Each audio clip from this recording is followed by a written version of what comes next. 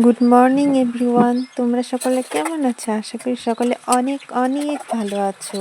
আর আমিও ভালো আছি। তো আজকে আমি সকালে উঠেই আগে ব্রাশ করে নিয়েছিলাম, তারপরে ব্রাশ করে চাটা খেয়ে তারপর আমি এখানে থালা বাসনগুলো যেগুলো চা খাওয়ার ছিল ওগুলো মাজতে চলে এসেছি। তো মাঝামাঝি কমপ্লিট করে তারপরে ঘরে যাব, তারপরে দেখা যাক কী করা যায়।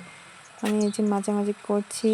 আর তোমাদের সকলকেই জানাই ছট পূজার অনেক অনেক শুভেচ্ছা। এটা ছিল ছট পূজার পরের আগের দিন, তো আমি ভয়েস ওভারটা দিয়েছিলাম ছট পূজার পরের দিন।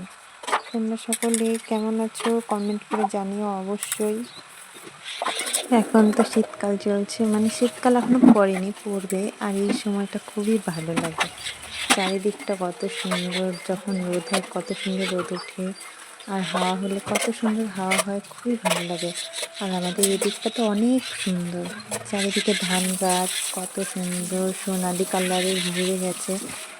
আগে তো কিছুদিন আগে সবুজ সবুজ ছিল, এখন সোনালি কালারে ভরে গেছে। এই দেখো, তারপরে আমি ঘরে এসে দেখছি যে রান্না করতে হবে, তো আমি ভাত বসিয়ে দিয়েছি কুকারে। তারপরে ভাত বসিয়ে আমি চলে এসেছি বিছানা ওঠাতে। আমার বিছানা তো আমি সকালবেলা ঘুম থেকে উঠে নিই। তারপরে এই যে এখানে আমি ভাইয়ের বিছানাটা উঠিয়ে নিচ্ছি।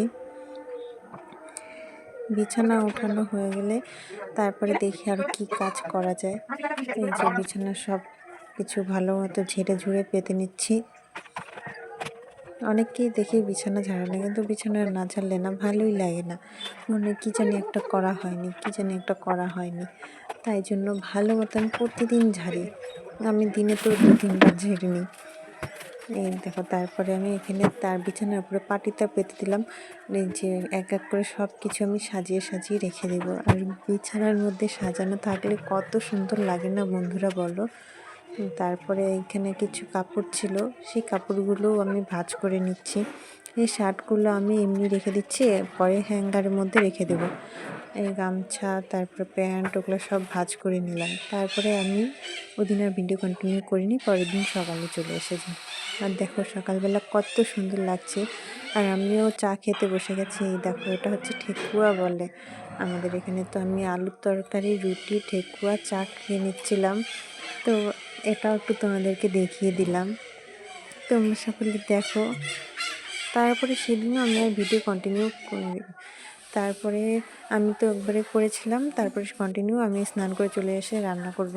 এই দেখো, ওখানে রসুন চুলে এগুলো সব মা করে রেখেছিল, পেঁয়াজগুলো চুলে রেখেছিল, আমি কেটে নিয়েছি। পরে এই দেখো, করলা আলু চচ্চড়ি করা হবে। এই দেখো, পেঁয়াজগুলো আমি কেটে নিলাম, রসুনগুলো একটু থেতে শিলবাটার মধ্যে একটুখানি থেতলা করে নিলাম।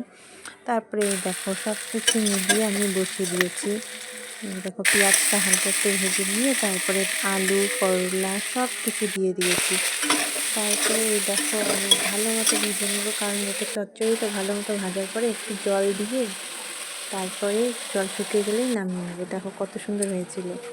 তারপরে আমি এদিকে ফুলকপির তরকারি করার জন্য পেঁয়াজ কেটে নিয়েছি। তারপরে এই দেখো, সবার লাস্টে কত সুন্দর হবে। আর ফুলকপির তরকারি সবাই ভালো থেকো, আজকে এইটুকু, ভালো থেকো, টাটা।